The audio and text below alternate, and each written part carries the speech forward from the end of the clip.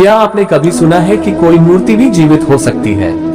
क्या आपने कभी कल्पना की है कि किसी मूर्ति के अंदर आज भी धड़कता हुआ दिल हो सकता है?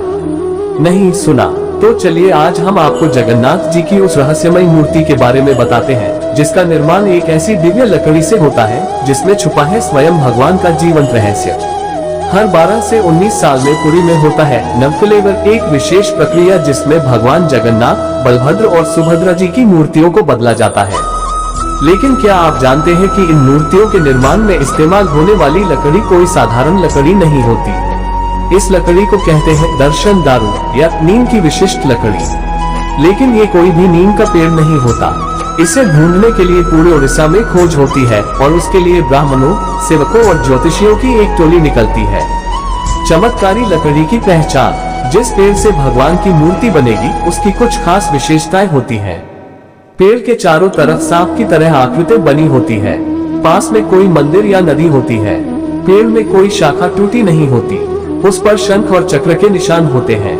और सबसे खास, पेड़ से स्वतः ध्वनि आती है, जैसे उसमें जीवन हो, जैसे उसमें दिल धड़क रहा हो।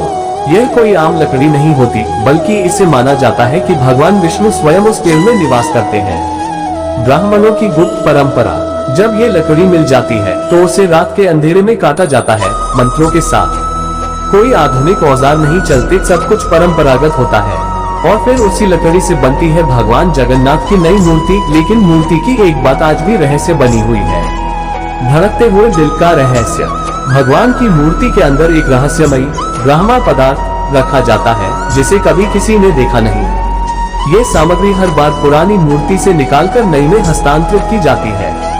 जब इसे बदला जाता है, उस रात पुरी में बिजली बंद कर दी जाती है। कोई सेवा नहीं होती, केवल पुजारियों की एक गुप्त टोली इस रहस्य को संभालती है।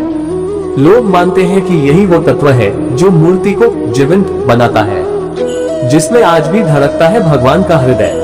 भगवान जगन्नाथ केवल मूर्ति नहीं है, वे साक्षात जीवंत भगवान हैं, जिनका दिल आज भी उनके भक्तों के प्रेम से धड़कता है। रथ यात्रा सिर्फ एक उत्सव नहीं, वो अवसर है जब भगवान खुद अपने भक्तों के बीच आते हैं।